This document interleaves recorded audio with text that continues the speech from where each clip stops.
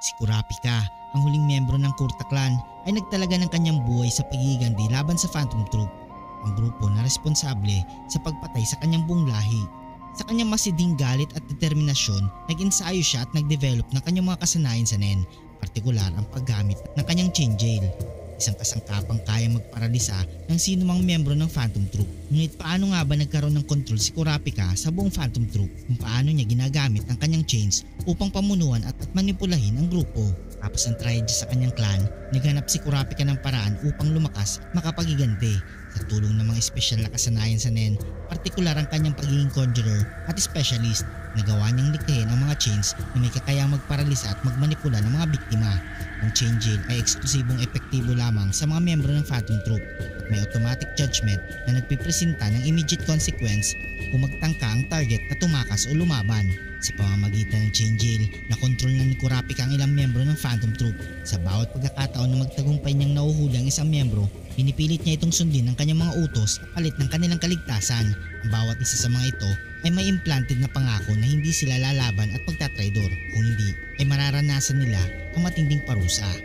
Pinakamahalagang hakbang ay ang paghawak kay Krollo Lucifer, ang leader ng Phantom Troop. Sa original na serye na patunayan ni Kurapika na kaya niyang paralisahin si Krollo at bawasan ang kanyang kakayahang gumamit ng Nen. Sa teoryang ito, napalalim pa ni Kurapika ang kanyang impluensya kay Krollo. Ginagawa siyang sunod-sunuran sa bawat utos. Sa ganitong paraan na kontrol ni Kurapika ang sentral ng figure ng grupo. Ang iba pang miyembro ng Phantom Troop ay maaaring sumunod kay Kurapika dahil sa takot o dahil sa pagnanais na mabuhay. Mga natitirang miyembro ay maaaring napilitang makipagtulungan at maglingkod kay Kurapika upang mapanatili ang kanilang buhay at kalayaan. Sa teoryang ito, nagkaroon na ng sapat na kontrol si Kurapika upang pamunuan ng Phantom Troop. Gumagamit siya ng mga estratehiya upang itakda ang mga misyon ng grupo na naayon sa kanyang sariling layunin at pagiganti. Isa sa mga pangunahing misyon ng grupo sa ilalim ng pamumuno ni Kurapika ay ang pagsugpo ng mga kolektor ng Kurta Ice. Dahil dito, nakakuha siya ng impormasyon at naipapakita ang kanyang kapangyarihan sa grupo. Ginagamit ni Kurapika ang mga kasanayan ng bawat membro ng Phantom Troop upang palakasin ang kanyang sariling puwersa. Pamamagitan ng pagkontrol sa kanilang mga kakayahan, mas nagiging handa siya sa anumang hamon o kalaban na maaaring sumalubong sa kanya. Upang mapanatili ang kontrol, gumagamit si Kurapika ng taktika ng psychological manipulation na ikitungo siya sa mga membro ng grupo sa paraang nagtataguyod ng limitadong tiwala at pag-unawa.